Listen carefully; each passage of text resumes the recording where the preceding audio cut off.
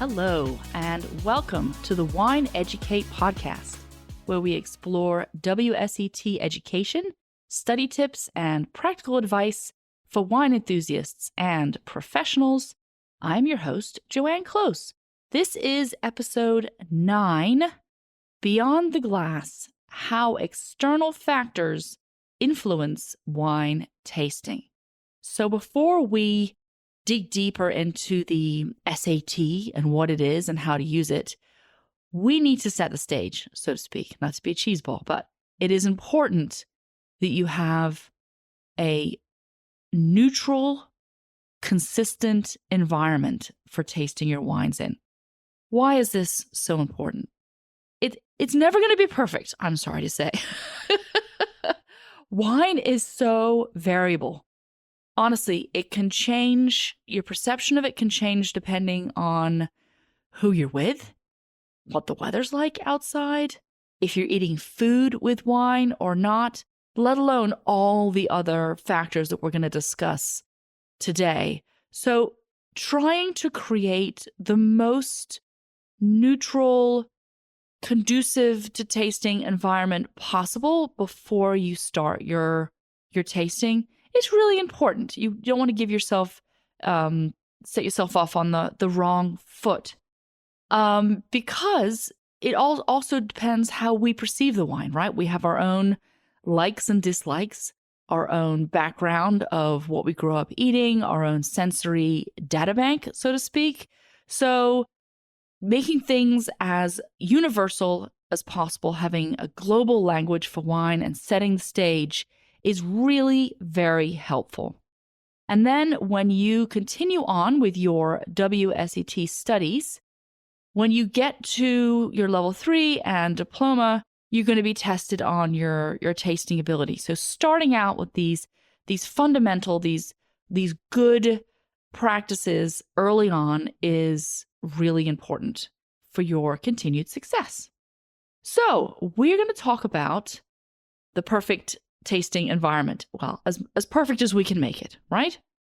You need to have a neutral space. And what does that mean? First of all, no distractions, no obvious distractions. So don't set your tasting up in the middle of a busy restaurant. There's going to be noise. There's going to be other things happening. People might interrupt you. Odors. This is a big one. And the more you end up smelling things in the world around you, the more you're going to be aware of all the smells that are going to be around you. And you're going to notice them when they come into your frame of reference and interrupt your tasting. So food, right? If you're tasting in a restaurant, do it before they're open. If they're open and they start firing up the kitchen and start cooking those onions, oh boy, that's going to really kind of mess things up a little bit. Perfumes and aftershaves. So I think that when they created the WSET course and they made this slide, maybe that was more of a thing. I don't see or notice people wearing perfume or aftershave too much these days. But when I do, oh boy, we had a woman come into the wine bar a while back, and all I could smell was the scent of her perfume. So be mindful of that. However, perfumes can come in some sneaky formats as well. I'll never forget when I sat my level 3 exam up in New York, one of my fellow students, absolutely lovely, super diligent, I wouldn't do anything wrong, showed up for the exam, very well prepared, in just a plain white shirt. But apparently she must have dried that shirt in the dryer with a couple of dryer sheets. And if you kind of stick a couple extra ones in the dryer, how that can really make a strong smell. Well, my teacher literally sniffed her out. This is burned on my brain forever. It was kind of a horrifying moment because she could smell something floral in the room. It wasn't perfume, but it was that overly dried with the dryer sheets t-shirt. Anyway, all was fine. She was able to continue on and take the exam, it was not a problem. Also, makeup. So these days I just don't wear makeup. I've sort of given up on it because every time I put it on, my children think I look strange. I put on lipstick, and as soon as I go to taste wine, I immediately take the lipstick off because I can smell the lipstick. Lipstick is scented with rose, with lavender, with the florals. So again, these kind of sneaky sensory distractions may sneak in. Also, in line with that, with the dryer sheets, the polishing rags that we use here in the shop, we have to make sure we use unscented detergent for those, because again, or those scents will start to sneak in. So just be a bit mindful of your setting, and also in your setting, like having a dinner party, people over, maybe you like to light some scented candles. Maybe hold off on that because that's going to perfume the room. And if you're opening up some really nice bottles of wine, you want people to be able to smell what's in their glass. Lighting. You're like, well, Joanne, this is no brainer. Of course, I need light in order to see what's in my wine. Yes, you do. Natural light is best. We want to be able to discern the color and intensity of the wine. We have our little wine bar here, and I often keep these lights ablazing, and it makes my husband nuts. And he comes and he turns the dimmer down. I get it. It's a bar. We need ambiance, but now we have ambiance, and I can't see my wine. So, you choose. Again, you're going to be in a dimly lit bar. You're not going to ask them to turn the lights up so you can see what color your Pinot Noir is. It's okay. But if you're tasting in with your tasting group and in a classroom setting, lots of natural light is really useful. Also, no colored bulbs, but, unless you're in college and you've got that like colored bulb in your dorm, I don't think that's a problem either. Okay. Temperature. First of all, the room temperature. You need to be comfortable, not too hot, not too cold, just right. So just be mindful of what temperature it's set at. Apparently, 68 degrees Fahrenheit is a perfect temperature. All right. Well, just not too hot or too cold because you want people to be comfortable. Speaking of comfortable, you need some space. You need space for your glasses, space for your notes. So if you're sitting down at a desk or a table, you should be fine. You're going to have ample space. So here is when I start to reveal my phobia of industry tastings. For many reasons. One reason is the lack of space to take a tasting note. So you'd be walking around, you've got your glass in one hand, your sheet and your pen in the other. You need to actively find a surface in order to put those things down, write the tasting note. It can be issuous, it can be difficult. So keep that in mind, that you do need proper space for your notes. Okay. That's setting the stage, preparing for tasting. First of all, you need to prepare yourself, okay? You are the person tasting, so you need to be in tip-top shape for this activity. And I'm going to whip out my mom card here. You need a good night's sleep, okay? That's very real. If you don't get a good night's sleep, you're not at your peak performance, you're not activating on all cylinders, you're not going to be your best taster, right? Another big one, and this is wild to me how important it is, but it is so important. You need to be well hydrated, okay? We need lots of water. Like if you look up how much water we actually need, it's wild compared to how much we actually do drink. How does this affect your tasting? Okay. If you are dehydrated, it reduces your saliva production, and we need saliva in order to detect flavors and the components in wine. It's essential for us to do our tasting. We've got to have it in full form. Also, wines will taste more harsh and more acidic, and the tannins may feel excessively drying or astringent. Those are a lot of things that it can throw off. And the list continues. So you can have also an altered perception of aromas because your nasal passage, I'm getting very technical here, but this is so important. Your nose is going to be dry and it's not going to pick up the aromas like it should. And it's going to diminish your ability to detect all the aromas and flavors.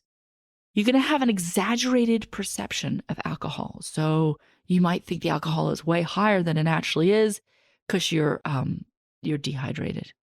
And then you're just not going to be operating very well. When you're dehydrated, nothing works as well as it should, and you're not going to be able to be picking up on all those important aromas and flavors. So get a good night's sleep, drink lots of water. Okay, preparing your actual palate. We are human. We have lives. We eat our food. We brush our teeth. We drink coffee. I'm not saying you cannot do any of those things, but just be mindful when you walk into a tasting that you don't eat an Altoid right before you. Do they still sell Altoids? Oh, those things are crazy. They will blow your palate out, okay? And if you did just have a cup of coffee, I get it. It's the morning. Try to drink some water, maybe eat a cracker, neutralize your palate a bit before you start your tasting. Okay, wine service temperature. I won't bore you with the actual wine service temperatures because then you're going to press that skip ahead button. These are flashcard things. They start with the wine service temperatures in level 1. You need to know it for level 2, level 3. I will do the link to our 250 free level 1 wine flashcards in the show notes. So if you haven't already downloaded those, they're super and can help you nail down these specific wine temperatures. But basically, all the wines have temperatures in which they show best when served at. This is important, and it's very tricky. I had a very tricky teacher when I was taking level 3, did a lineup of wines, and it turned out that the first wine and wine 6 were the same exact wine, but wine 1 was really cold and wine 6 was room temperature. And my tasting note was, it was a different wine, completely different tasting note. And that was some humbling moment, again, memorable, and a good lesson learned that the service temperature of the wine is really important. So be consistent with your service temperatures, okay? All right, this is a biggie, and I think this may be one of the most important factors when you're tasting wine, and also one that can be controlled easily, and that is your glassware selection. All right, it can have a big impact on how you taste wines. You need clean, suitable glassware. So let's break this up into what I mean by clean, okay? Glasses can pick up all sorts of aromas and flavors, unpleasant ones. And if you get a glass that already had something unpleasant happening in it, and you pour your wine in there, your wine is not going to erase that unpleasantness. In fact, the unpleasantness will probably overtake the wine. I've had this happen many times. It is terrible. Tell you the story of my parents who redid their kitchen, and they put in these lovely new kitchen cabinets, and then they went a little nutty with the old Riedel wine catalog and bought an unreasonable amount of Riedel stemware. Like, you having 50 people over for an aperitif? Anyway, because these glasses weren't on rotation and they were sitting in the cupboard often for a year or so at a time without being used, they were picking up some weird residue that was in these new cabinets. So when I would get a glass out, I could smell it. It almost smelled like cork taint. If you're not familiar, that smells like wet cardboard. It's very unpleasant smell. And any wine that we put in that glass would smell like wet cardboard. So I got in the habit of washing my glass with soap and water before I put wine in it. I had to do it without mom and dad watching or they'd make fun of me, but geez, I mean, it matters. So be noticing that in your own home, right? You're going to have guests over, you're doing a tasting, you're pulling glasses out of the cupboard that maybe haven't been used in a while. Give them a wash. Give them a wash and a polish before you use them. Okay? This also happens in restaurants. And I'm not saying that restaurants are slack. The glass dishwasher is a sensitive thing. And we're here in New Orleans, and oh boy, our water situation is not the best. So despite our best efforts of babying the glass dishwasher, sometimes the glasses come out and they don't smell exactly how we want them to smell. Also, polishing rags that you use for the glasses coming out of the glass dishwasher, you must be mindful that you use one polishing rag per rack. If you keep using a polishing rag over and over, it's going to get a little funky, and that's going to translate over into the glass. So spend a bit of time on that, but I think it's really important. Be mindful of clean glassware, both in your home and when you go to a restaurant. And if you're in a restaurant and you do get a glass that's funky, just very politely ask for a new glass. Just very politely ask that, and you will get one. Okay. All right, we've covered clean. Let's cover suitable. What do I mean by suitable? Oh, I mentioned the Riedel catalog. There's no need to rush out, get a second mortgage, and buy all the glasses. You don't need to have the Zinfandel glass and the Sauvignon Blanc glass. No, you don't need that.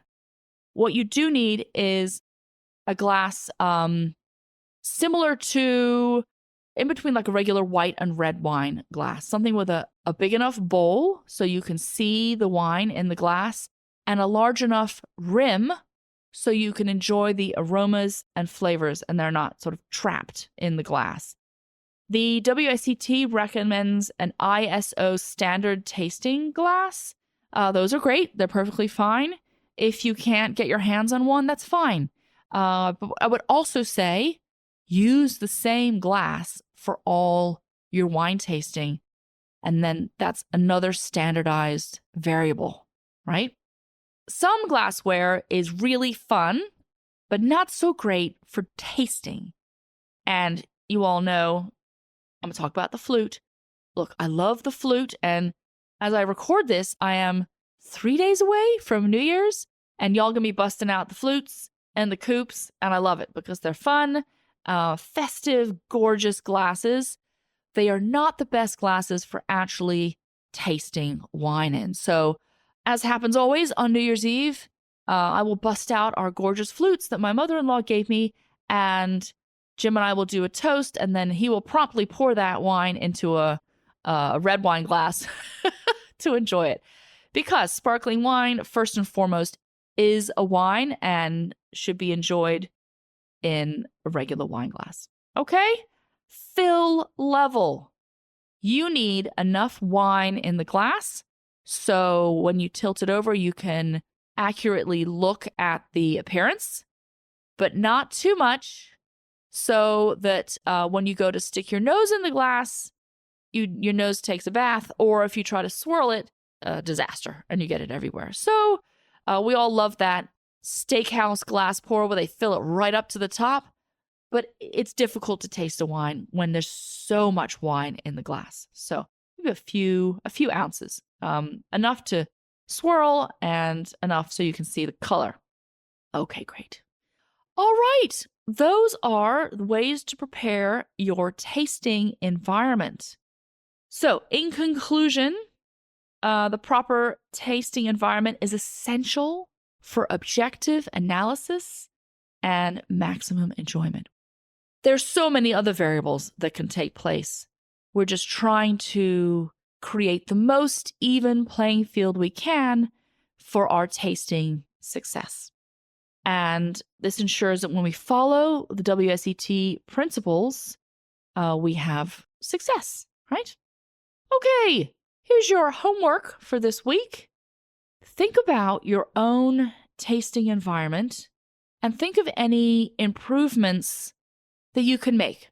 Just a few things, maybe here, there's just a few tweaks to help you improve that tasting situation.